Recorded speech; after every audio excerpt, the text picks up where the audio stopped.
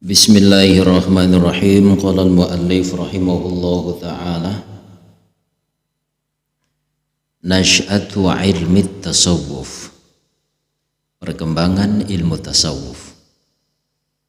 Yaqulu Dr. Ahmad Alwash, beliau berkata, qad yatasa'alul kathirun, benar-benar banyak orang-orang yang bertanya anisababi, tentang sebab fi adam intisyarid dakwah, di dalam tidak adanya tersebarnya dakwah ila ilmi tasawufi, kepada ilmu tasawuf, fi sadril islami, di dalam awal-awal era Islam.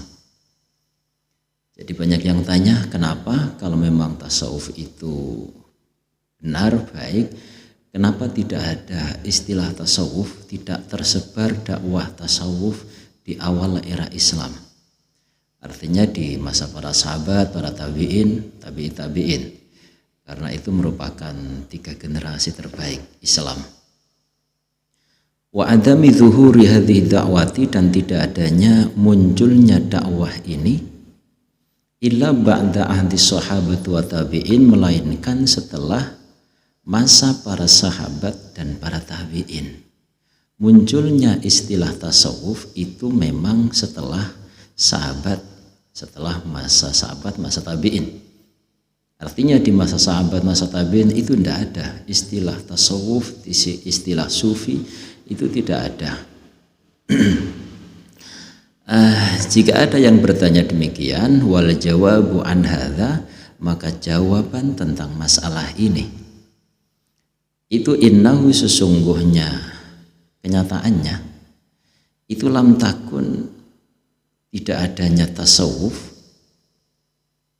itu min hajatin, dari berhajat, ilaiha, kepadanya, fil asril awali, di masa awal Islam, di masa awal Islam.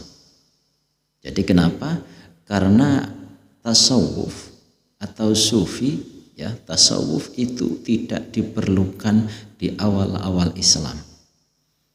Lianna ahla hadzal asri, karena sesungguhnya orang-orang di masa ini itu kanu, mereka adalah ahla taqwa wa wara'in, mereka adalah orang-orang ahli takwa, orang-orang yang wirai, wa arbaba mujahadatin, dan orang-orang yang memang ahli mujahadah, wa iqbalin ala ibadah, dan mereka orang yang memang benar-benar menghadap kepada ibadah, bitabiatihim, secara watak atau karakter mereka.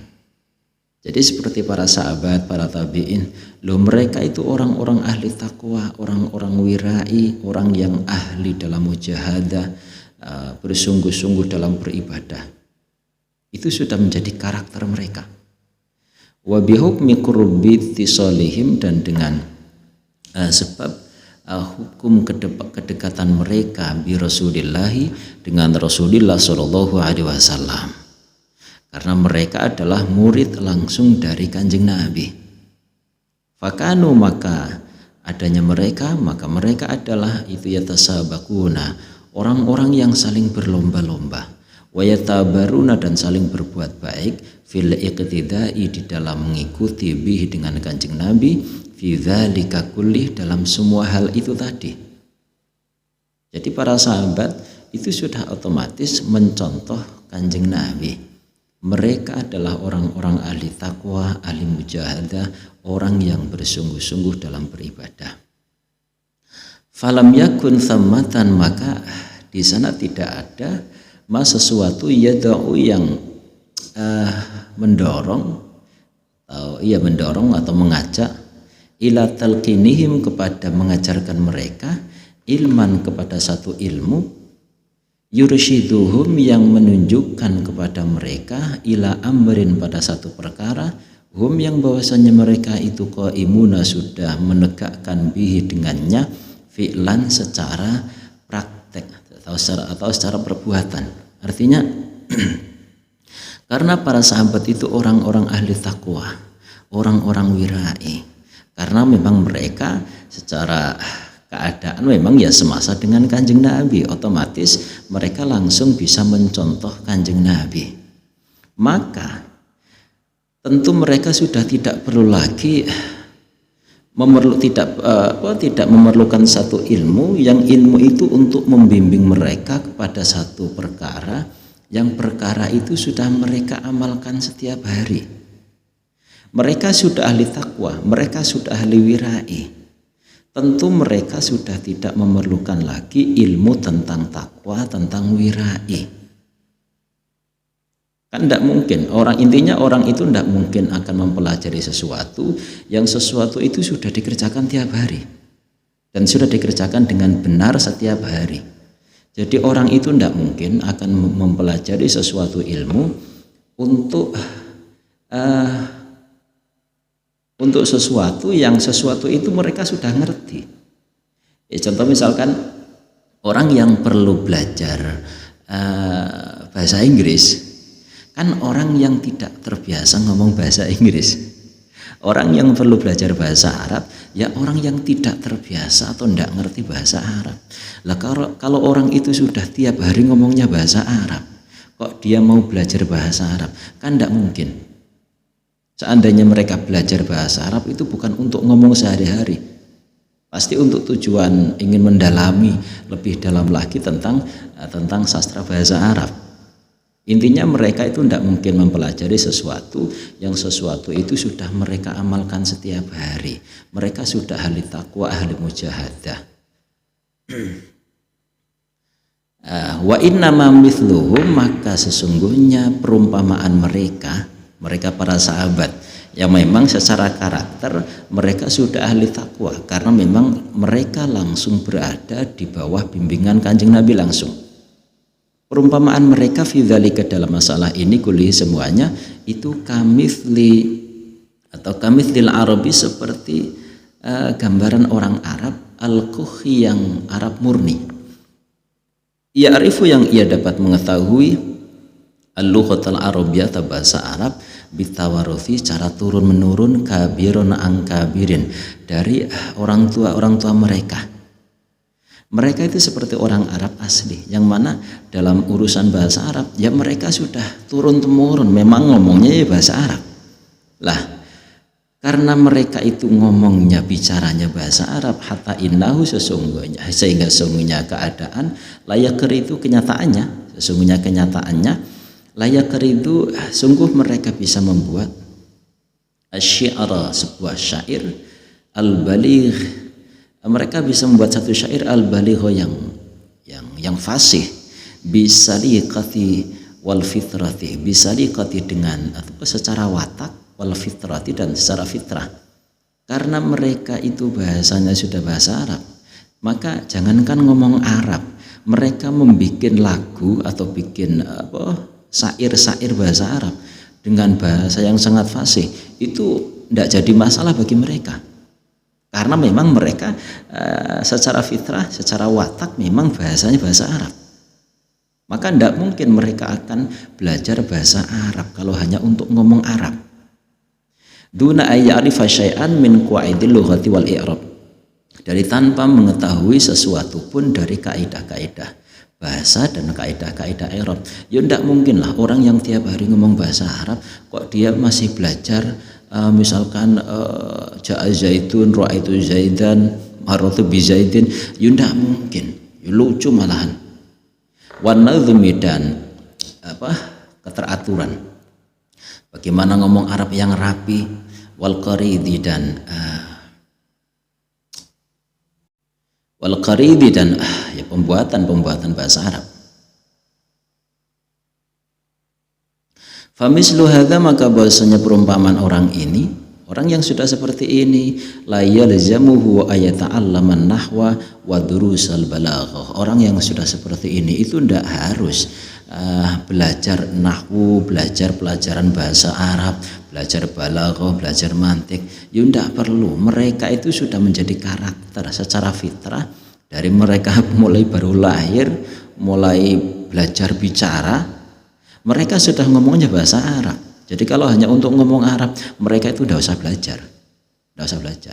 Walakin ilmun nahwu walakin ilman nahwu akan tetapi ilmu nahwu wa qaidal lughati dan kaidah-kaidah bahasa wa syi'ra dan syair itu tusbihu akan menjadi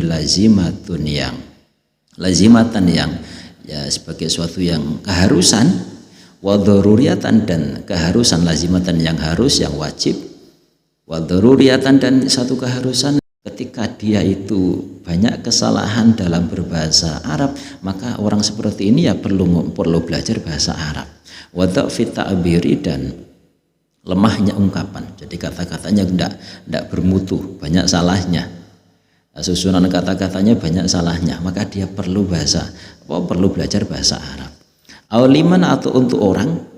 Jadi bahasa Arab, pelajaran bahasa Arab itu mungkin perlu untuk orang yuridu yang ia menghendaki minal ajanibi dari orang lain ayatafahamaha untuk memahamkannya, atau dia sudah ngerti bahasa Arab tapi karena dia dituntut untuk mengajarkan bahasa Arab kepada orang lain, maka mungkin perlu dia belajar bahasa Arab untuk memperdalam. Wa ta'arrafa dan ia mengetahui alaiha atasnya. Au indama yusbihu hadzal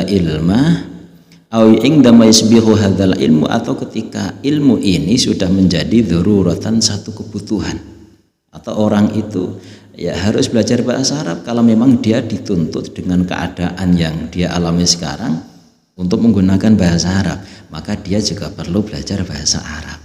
Min dzururatil ijtima'i dari kebutuhan bermasyarakat. Kabaqiyatil ulumi seperti ilmu-ilmu yang lain allati nasya'at yang berkembang wa ta'alafat, ya, artinya berkembang ala tawalil usur atas bergantinya masa fi awqatihal munasabati di dalam waktu-waktunya yang sesuai. Jadi orang itu intinya dia tidak akan belajar ilmu yang ilmu itu sudah dia amalkan. Sudah dikerjakan tiap hari kok masih belajar, kan tidak mungkin. Yang perlu belajar itu ya yang belum tahu, atau dia dituntut dengan keadaan karena zamannya sekarang orang itu misalkan harus ngomong pakai bahasa tertentu, ya maka dia harus belajar bahasa itu. Lah kita kembali kepada masalah tasawuf. Fasahabatu maka biasanya para sahabat wa tabi'un dan para tabi'in wa illam yatasammu bismil mutasawwifin. Para tabi'in, para sahabat itu meskipun mereka tidak menggunakan nama seorang mutasawwifin, para sufi. Kanu mereka adalah sufiyina, adalah para sufi fi'lan secara praktek. Wa ilam yakunu meskipun mereka bukanlah kadzalika seorang sufi isman dalam segi nama.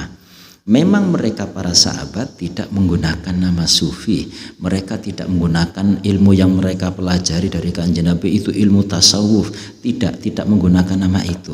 Tapi secara praktek yang dipraktekkan oleh para sahabat itu memang asli murni sufi. Dan para sufi-sufi zaman sekarang, ya mulai dulu sampai sekarang, itu yang dijadikan panduan ya para sahabat.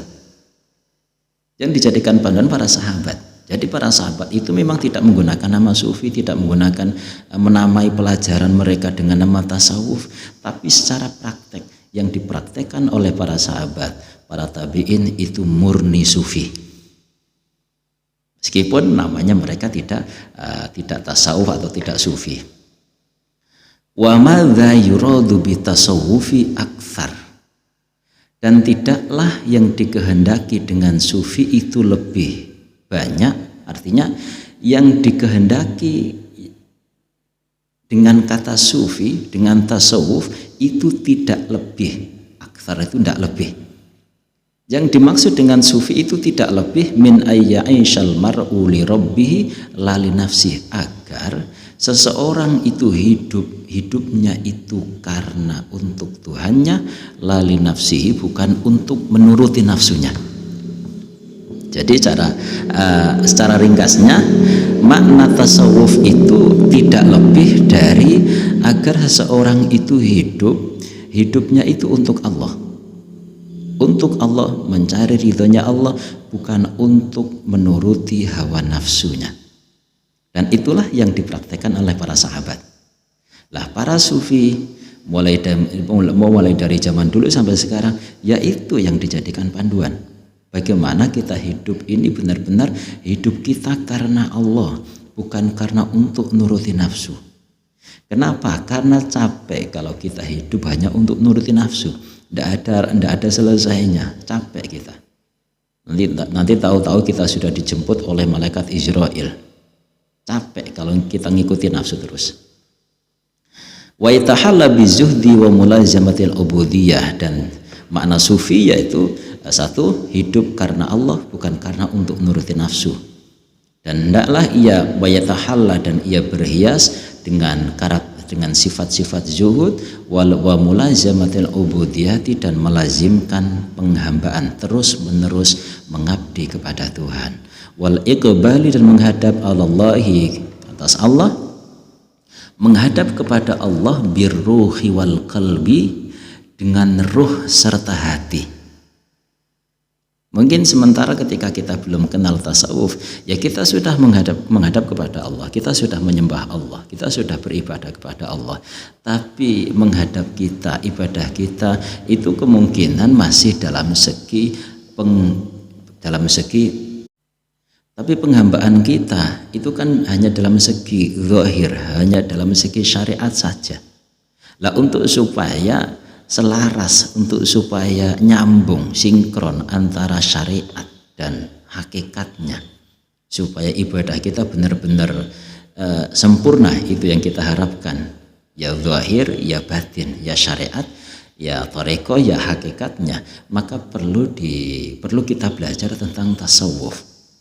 Karena itu memang yang akan dipelajari oleh tasawuf itu seperti itu. Wal iqbal 'ala Allah birruhi wal qalbi, menghadap kepada Allah dengan ruh dan hatinya, bukan sekedar dengan jasad ini, bukan hanya dengan jasad. Fi jamil awqat, yang mana menghadap kita kepada Allah itu tidak cuma ketika sholat 5 waktu.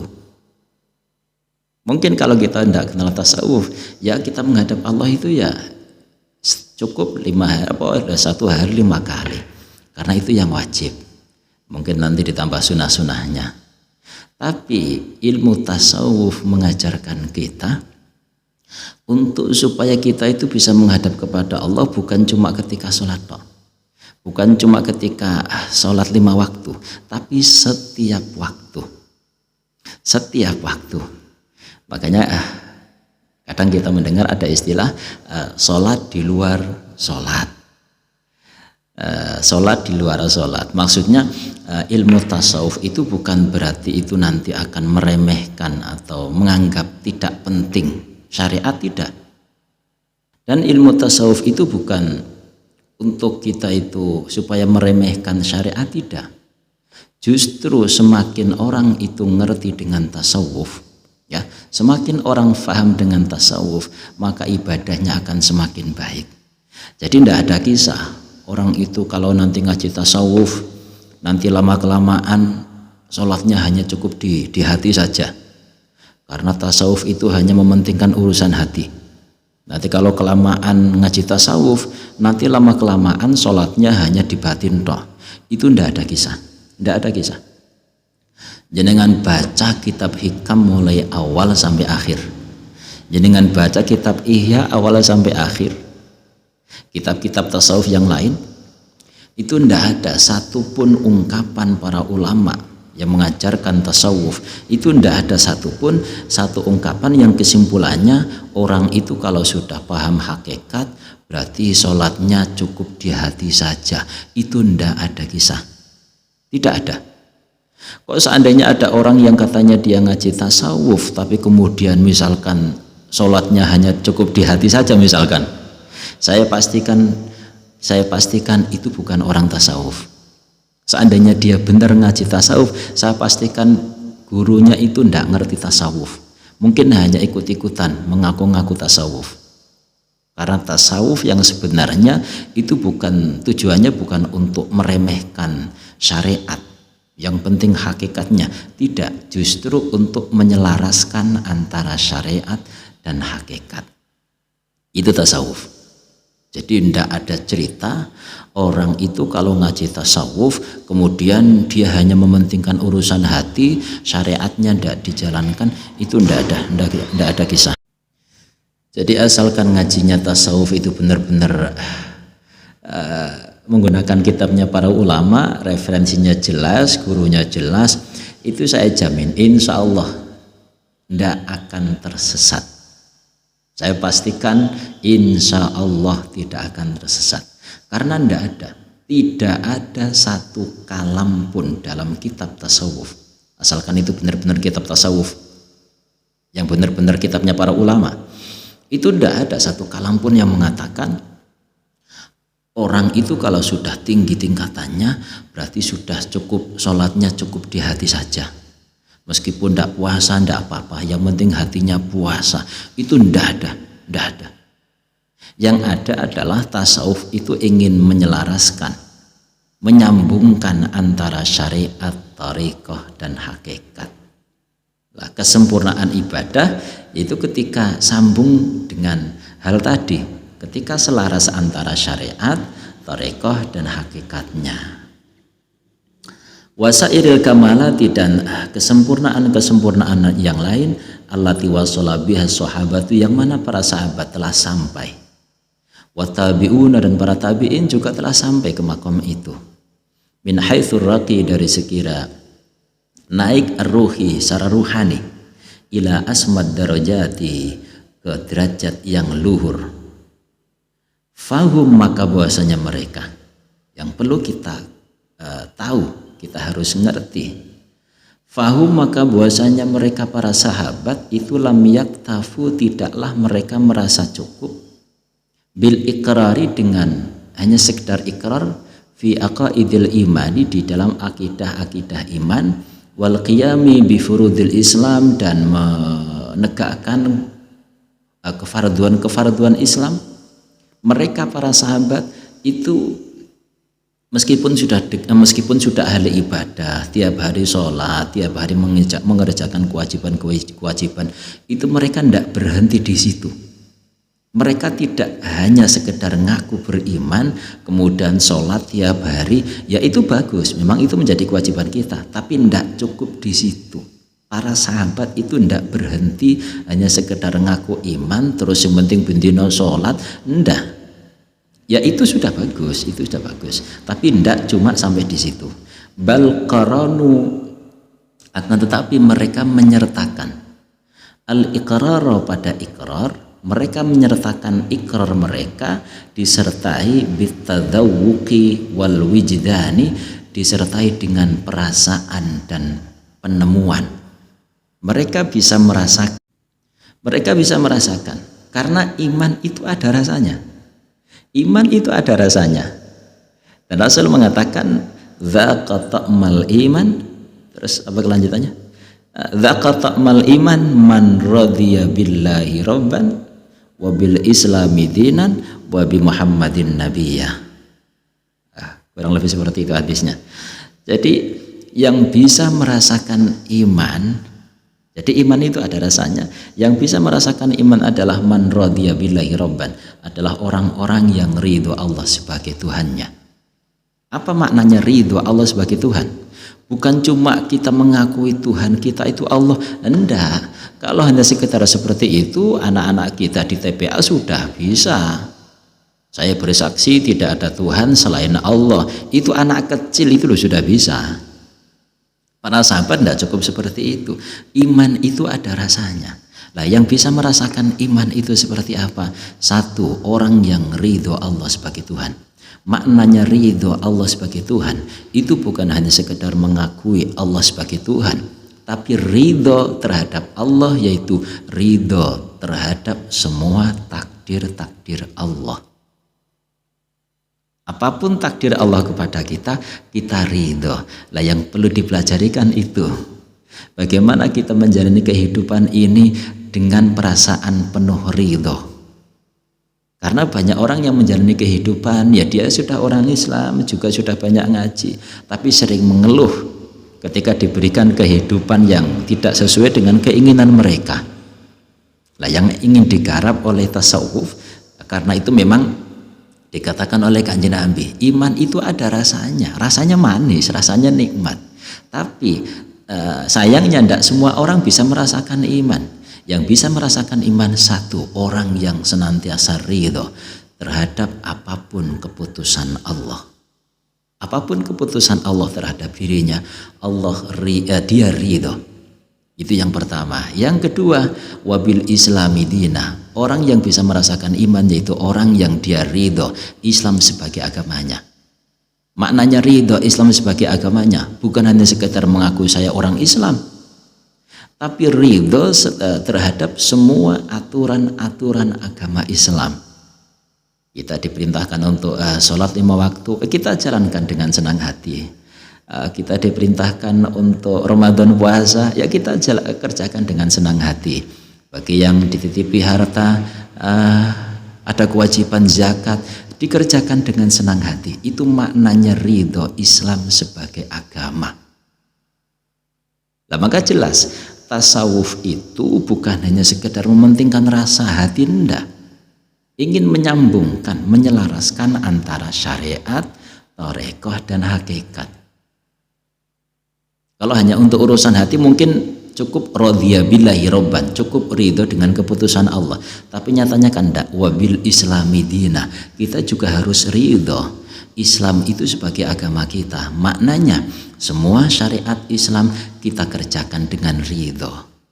Wabi Muhammadin nabiyya, dan kita juga ridho Muhammad Rasulullah sebagai nabi kita. Maknanya kita ridho, kita juga percaya apapun yang disampaikan oleh Kanjeng Nabi itu benar, dan kita merasa puas, kita merasa bahagia. Kita merasa bahagia karena kita ditakdirkan menjadi umat akhir zaman, yang mana umat akhir zaman ini nabinya nabi yang terbaik. Loh, kita tidak sana bagaimana? Lalu kita ditakdirkan punya nabi, yang nabi itu nabi paling baik dan satu-satunya nabi yang akan memberikan syafaat nanti di akhirat. Karena hanya nabi kita. Hanya nabi kita. Jadi saya ulangi, para sahabat itu tidak cukup hanya sekedar mengaku beriman, kemudian yang penting tiap hari sholat, yaitu sudah bagus. Dan tasawuf tidak menganggap itu hal remeh. Itu harus sampai kapanpun orang paham tentang, setinggi apapun pemahaman orang tentang tasawuf, itu tetap tidak dibenarkan meninggalkan syariat. Syariat itu kita bawa sampai mati. Syariat kita amalkan sampai kita masuk ke liang lahat. Wazadu, dan mereka menambah alal furudi, atas kefarduan ditambah al ithyana pada menjalankan bikul lima, dengan segala sesuatu istahabahu rasul yang mana disunahkan oleh Rasulullah SAW sebagai tanda kalau kita itu wabi Muhammadin nabiyya wa rasulah, kita ridho terhadap Kanjeng Nabi sebagai nabi kita. Buktinya apa? Anjuran-anjuran dari Kanjeng Nabi semampu kita amalkan, meskipun itu tidak wajib. Min nawafinir ibadati, dari sunnah-sunnahnya ibadah. Wa bata'idu, dan mereka menjauh anil makruhati, dari hal yang dimakruhkan, fadlan, terlebih lagi anil muharramati, dari hal yang terlarang. Jadi ternyata orang itu bisa meninggalkan yang haram, apalagi yang meninggalkan yang makruh, lebih-lebih yang haram. Itu sebetulnya karena sebagai bentuk ridhonya ia kepada Kanjeng Nabi. Dia ridho punya Nabi Muhammad SAW, yang mana Rasul itu ya perilakunya seperti itu, meninggalkan yang makruh, apalagi yang haram. Hatta stanarat, sehingga bersinar basairuhum, basirah mereka, mata hati mereka, pandangan hati mereka semakin bersinar, semakin cerah. Hatinya padang, hatinya cerah. Watafajjarat, dan ketika hati itu sudah cerah, ketika hati itu sudah terang, mendapatkan penerangan, watafajjarat, dan akan memancar nabiul hikmati, sumber-sumber hikmah min qulubihim, dari hati-hati mereka. Karena hati itu memancarkan cahaya. hati memancarkan cahaya. Karena cahaya hati itu tercipta dari nur Muhammad SAW. Jadi hati itu bercahaya. Maka ketika hati itu tidak bercahaya, berarti memang ada yang menutupinya. Lah untuk menghilangkan tutup-tutupnya hati, sehingga hati itu agar hati dapat bersinar lagi, adalah ilmu tasawuf. Ketika hati sudah bersih, maka akan memancarlah hikmah-hikmah dari hati mereka. Wafadatil asrar rabbaniyah, dan akan tercurah rahasia-rahasia ketuhanan ala jawanihim, atas jiwa-jiwa mereka. Wa kadzalika, dan seperti itulah. Ya seperti itulah.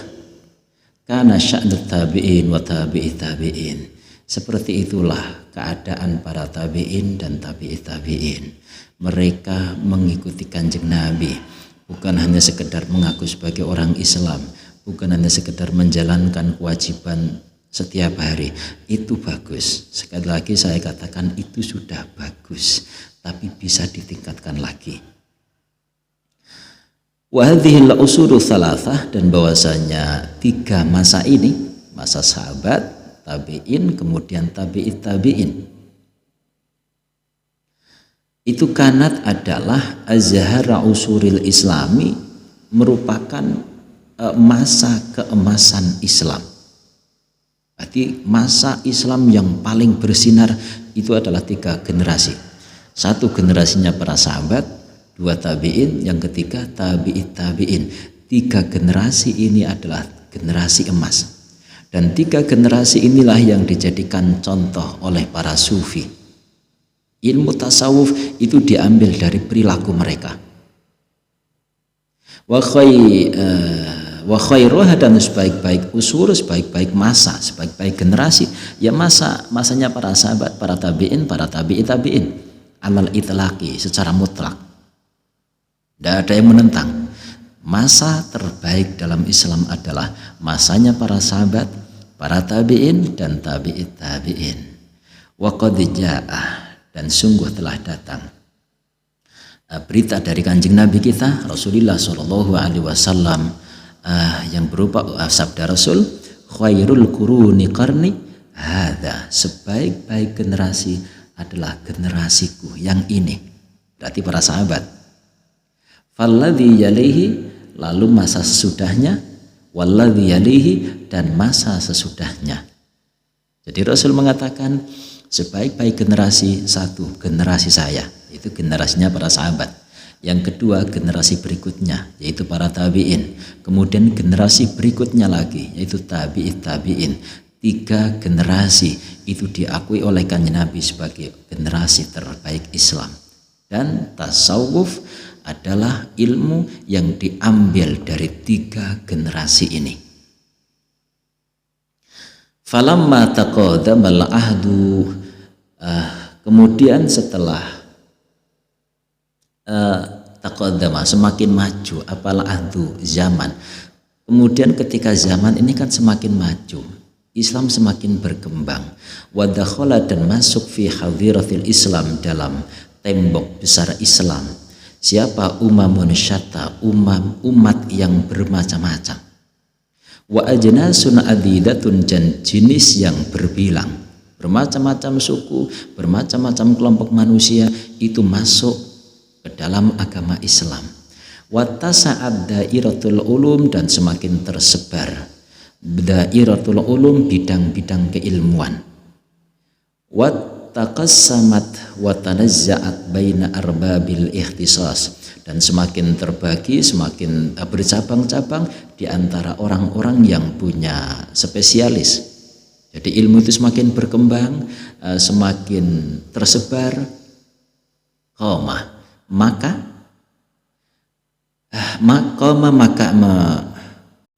mereka berusaha, maka berusaha siapa kullu fariqin, setiap kelompok, bitadwinil fanni, dengan membukukan fan mereka atau mengkodifikasikan keilmuan mereka. Setiap orang punya bidang masing-masing karena ilmu semakin berkembang. asalnya dari para sahabat, para tabi'in, para tabi'in, tapi kemudian sejalan dengan perkembangan Islam, ilmu itu semakin diperjelas. Dan setiap orang yang punya keahlian dalam bidang-bidang tertentu, mereka lebih mendalaminya. Alladzi yujidu, yang ia lihai, yang ia baik padanya, dia berusaha mendalami aktsara dengan lebih banyak min ghairihi, dari selainnya. Intinya masing-masing orang itu punya keahlian dalam setiap ilmu yang mereka geluti. Fanasya, maka berkembang.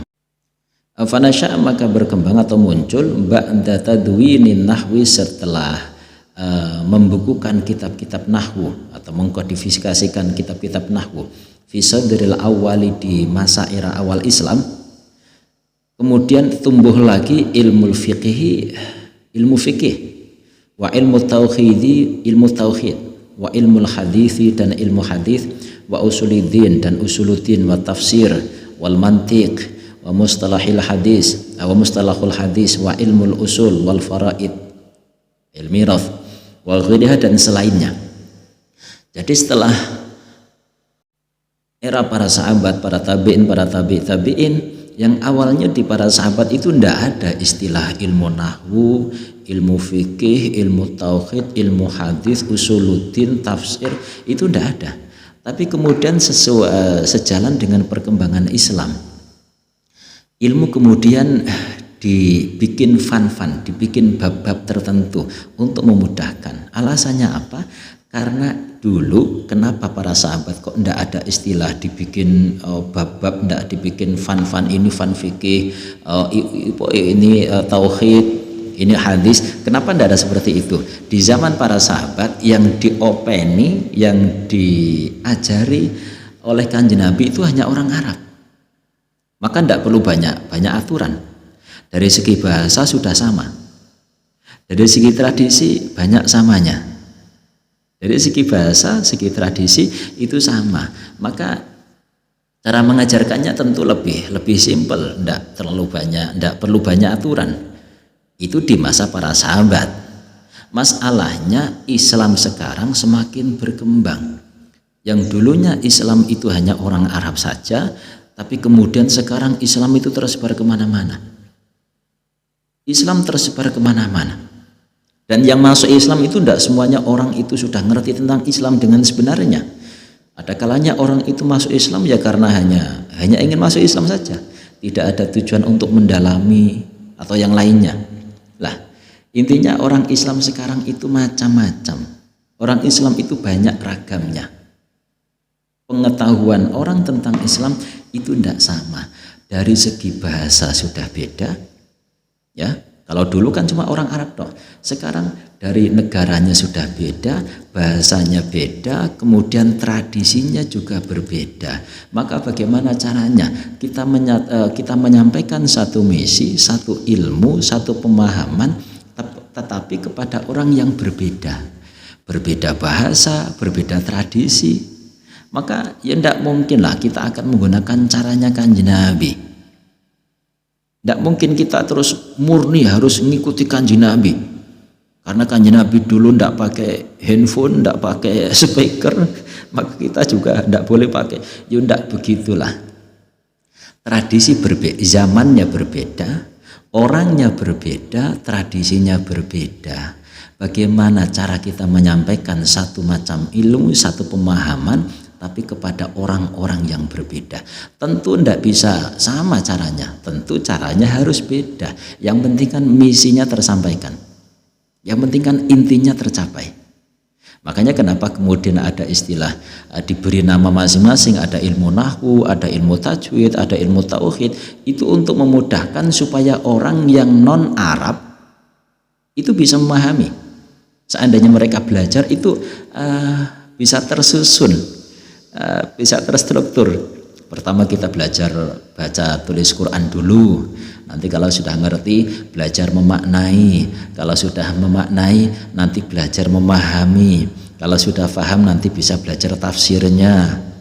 Terus jadi bisa bisa terstruktur, teratur belajarnya. Nah, makanya kenapa kok ilmu sekarang muncul istilah-istilah yang istilah itu tidak pernah ada di zaman para sahabat. Termasuk muncul istilah ilmu tasawuf. Di zaman sahabat itu tidak ada orang belajar tasawuf. Kenapa? Mereka sudah mempraktekannya. Sama seperti di zaman para sahabat tidak ada pelajaran bahasa Arab. Karena mereka sudah mempraktekkan tiap hari. Ngapain belajar bahasa Arab? Mereka sudah ngomongnya tiap hari bahasa Arab. Ngapain belajar tasawuf? Lalu tasawuf sudah mereka amalkan menjadi karakter keseharian mereka. Wahadatha, dan terjadi ba'da hadzal fatrati, setelah fase ini, setelah fasenya para sahabat, terjadi an akhadhat ta'thir, anna akhadhat ta'thir, bahwa sesungguhnya pengaruh ar-ruhi yang secara rohani itu yatadha'alu, semakin melemah, syai'an fa syai'an, sedikit demi sedikit. Setelah habisnya 3 generasi tadi, maka pengaruh ilmu rohani yang itu kalau di zaman para sahabat itu sudah menjadi karakter, tapi setelah masanya mereka, ilmu semacam itu, ilmu kerohanian, ilmu tauhid itu kan semakin melemah. Wa akhadhan nasu yatanasawna, dan banyak manusia yang melalaikannya. Daruratul iqbali, mereka melalaikan betapa pentingnya menghadap Allahi atas Allah bil ubudiyati, dengan penghambaan. Dan banyak orang yang menganggap enteng tentang ubudiyah. Ya, kita maklumi karena kita sangat jauh dengan masanya para sahabat. Wabil qalbi wal himmati, dan betapa pentingnya menghadap kepada Allah dengan hati, wal himmati, dan tekad. Kadang mereka ya masuk Islam, ya beribadah, tapi ini sekedar ibadah-ibadah biasa, artinya tidak ada isinya. Nah, makanya kenapa ulama kita kemudian mengajarkan satu ilmu yang disebut dengan ilmu tasawuf, supaya ibadah itu tidak kosong. Mimma, itu termasuk dari sesuatu da'a, yang mendorong arbabar riyadhati, pada orang-orang yang ahli riyadhah, wazuhdi, dan zuhud. Termasuk hal yang mendorong orang-orang ahli riyadhah, orang-orang tasawuf, para guru-guru tasawuf, mereka terdorong untuk mengkodifikasikan ilmu tasawuf, wa itsbati syarafihi wa jalalihi wa fadlihi, dan menjelaskan keutamaan ilmu tasawuf, wa jalalihi, dan keagungannya, wa fadlihi, dan keutamaannya, menjelaskan kemuliaan, keagungan, keutamaan ilmu tasawuf ala sairil ulum, atas ilmu-ilmu yang lain. Jadi mengapa mereka menjelaskan tentang ilmu tasawuf? Ya karena banyak orang sudah melupakan tentang tasawuf. Walam yakun dzalika minhum ihtijajan alang sirafi tawaifi al-ukhra ila tadwin ulumihim, dan tidaklah para sufi mereka melakukan hal itu, mereka mengkodifikasikan ilmu-ilmu mereka membukukan ilmu-ilmu tasawuf, itu tujuannya bukan istilahnya bukan untuk menyaingi ulama-ulama yang punya keahlian dalam bidang yang lain, tidak. Kama yadhunnu dzalika khata'an ba'dul mustasyriqin, sebagaimana menganggap dzalika, pada yang demikian itu, khata'an, dengan anggapan yang salah. Siapa? Ba'dul mustasyriqin, sebagian orang-orang orientalis. Jadi bukan ilmu tasawuf itu bukan untuk menyaingi ilmu Islam yang lain, enggak. Bukan untuk mengalahkan ilmu fikih, bukan untuk merendahkan syariat, tidak. Bal kana yajibu ayyakuna saddan linnaqsi, akan tetapi munculnya ilmu tasawuf itu justru untuk saddan linnaqsi, untuk menutup kekurangan, karena tidak sempurna Islam ini kalau tidak ada tasawuf. Karena tasawuf itu isinya, kan sayang kalau kita hanya punya wadahnya tapi tidak ada isinya. Jadi sekali lagi, tasawuf itu bukan untuk merendahkan syariat, apalagi terus tujuannya supaya nanti orang itu meninggalkan syariat. Enggak ada kisah. Kita baca di semua kitab-kitab tasawuf yang kita pernah baca, itu tidak ada satu ungkapan pun yang menyimpulkan kalau syariat itu tidak penting. Tidak ada. Syariat itu penting. Sampai kita masuk ke liang lahat itu penting. Jadi ayakuna saddan linnaksi. Jadi munculnya ilmu tasawuf itu untuk melengkapi, untuk menutupi kekurangan. Wastikmalan dan untuk menyempurnakan dil hajatidin terhadap keperluan-keperluan agama. Agama kita perlu dengan tasawuf. Karena tidak lengkap kalau tidak ada tasawufnya. Fi jami'i nawakhi nasyati, di dalam semua aspek kegiatan. Mimma, dari sesuatu, labudda yang harus minhu darinya, li husuli ta'awuni, dari tercapainya saling menolong, saling membantu. Jadi bukan untuk mengalahkan ulama yang di bidang fikih misalkan, tidak. Kita tahu kalau kita baca kitab Ihya, di kitab Ihya itu justru dipadukan antara fikih dengan tasawuf. Makanya tidak ada kisah tasawuf itu untuk merendahkan fikih atau untuk tujuannya supaya orang meninggalkan fikih atau syariat, itu tidak ada. Ala tamhidi asbabil birri, atas mewujudkan sebab-sebab kebaikan wa taqwa, dan ketakwaan. Bismillahirrahmanirrahim. Wa qad bana, dan benar-benar telah membangun. Siapa imatu sufiyatu, para imam sufi, ala awaluna, yang awal-awal, mereka membangun usula tariqatihim, dasar-dasar tarekoh mereka, alama atas sesuatu sabata yang telah tetap fi tarikhil islami, di dalam sejarah perkembangan Islam, naklan karena menukil, mereka mengambil anifiqatil a'lam, dari orang-orang terpercaya. Jadi para sufi mereka itu mendasari pelajaran tarekoh mereka ambil berdasarkan ilmu yang mereka ambil dari para pendahulu mereka yang terpercaya. Amma tarikhu tasawufi fayadharu. Amma tarikhu tasawufi, adapun sejarah tasawuf itu fayadharu, maka terlihat fi fatwa, di dalam sebuah fatwa lil imamil hafidh as-sayyid Muhammad Siddiq al-Ghumari. Dapat kita lihat dari fatwanya al-imam al-hafidh Sayyid Muhammad Siddiq al-Ghumari rahimahullah, semoga Allah merahmatinya. Faqad su'ila, maka benar-benar ia ditanya, an awaliman, tentang pertama kali orang. Siapa pertama kali orang? As-sasat tasawuf, yang mendasari tasawuf. Jadi beliau ditanya tentang siapakah pertama kali orang yang mendirikan tasawuf. Wa hal huwa biwahyin samawiyin, dan apakah tasawuf itu satu ilmu yang berdasarkan wahyu samawi, ataukah jangan-jangan hanya karangannya para orang-orang yang ngaku ulama? Jadi apakah tasawuf itu ada dasarnya, dan dasarnya itu samawi dari Quran, berdasarkan wahyu?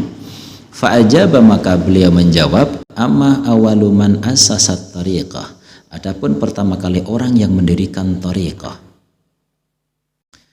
Fal ta'lam, maka hendaklah kamu tahu, anna tariqata, sesungguhnya tariqah itu asasaha, telah mendasarinya apa, al wahyu samawi, wahyu samawi. Ketahuilah, pelajaran tariqah itu merupakan ilmu yang didasarkan wahyu ilahi.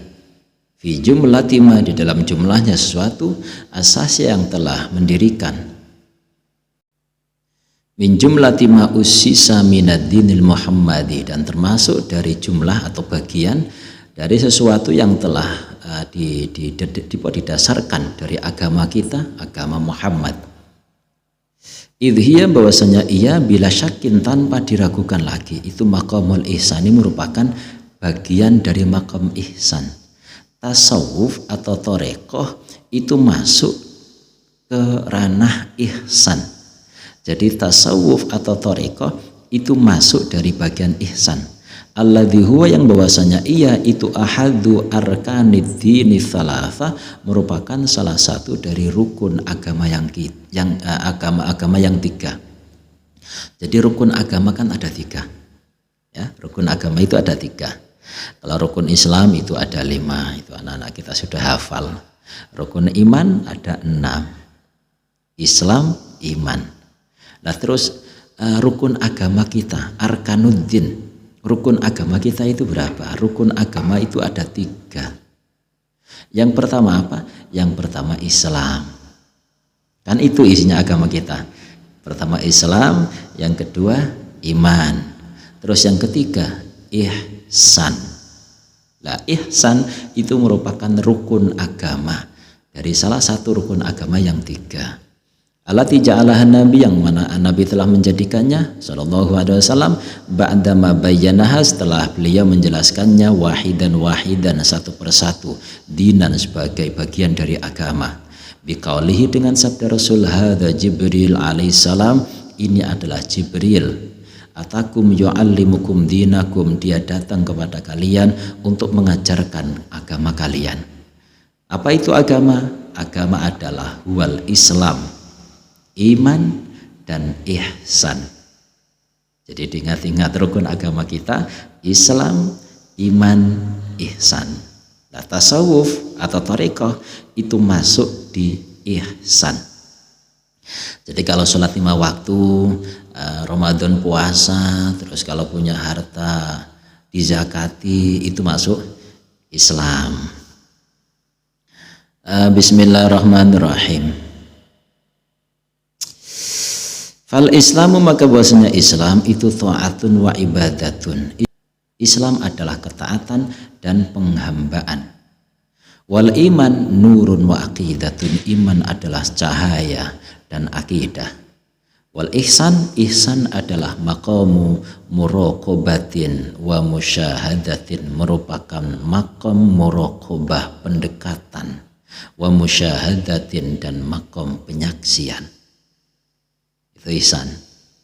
Jadi Islam taat dan pengabdian, iman cahaya dan akidah, ihsan muraqabah dan musyahadah.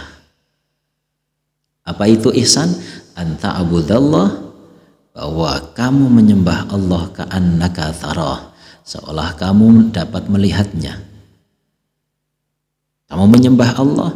Menyembah Allah itu bukan ketika kita sholat tok. Menyembah itu ta'abbud. Ta'abbud itu bukan cuma sholat tok, setiap saat. Jadi setiap saat kamu itu seolah-olah seperti menyaksikan Allah. Kalau tidak bisa menyaksikan Allah setiap saat, fa illam takun tarahu, maka jika kamu tidak dapat melihatnya, fa innahu yarak, maka yakinkan, maka mantapkan hatimu, cerahkan hatimu agar mantap, yakinkan bahwasanya Allah itu menyaksikanmu.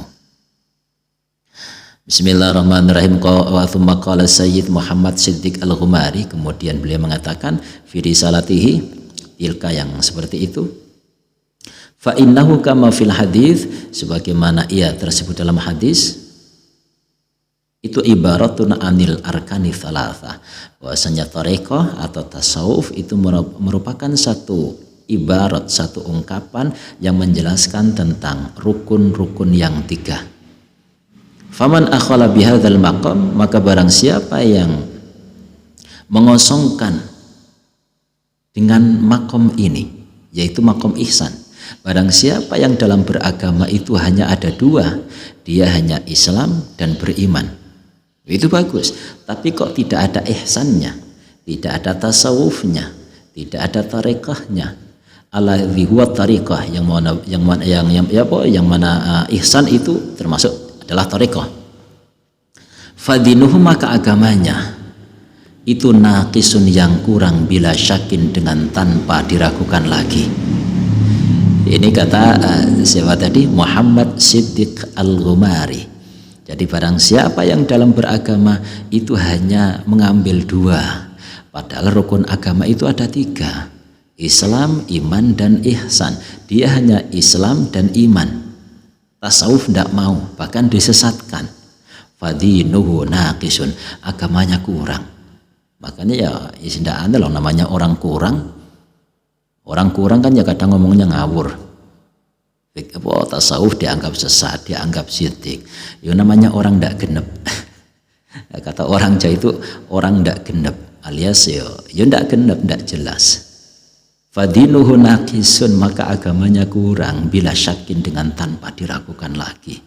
Maka sempurnanya agama yaitu ya dengan 3 hal: Islam, iman, ihsan. Kenapa dianggap kurang? Litarkihi, karena dia meninggalkan ruknan, satu rukun, min arkanihi, dari rukunnya agama. Faghayatu ma tad'u ilahi tariqatu.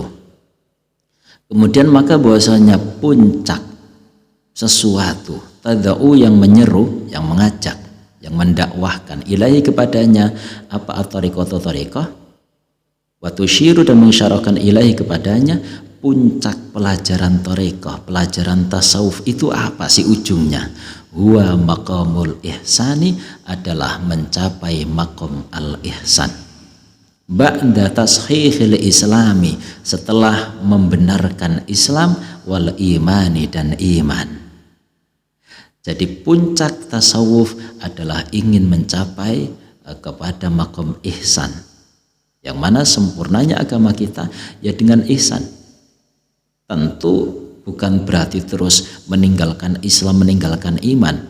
Jadi 3 ini tidak bisa dipisahkan, ya Islam juga iman juga ihsan. Diambil salah satu kurang. Makanya sekali lagi, tasawuf itu bukan mengajarkan orang itu untuk meninggalkan syariat. Tidak ada kisah. Tidak ada kisah.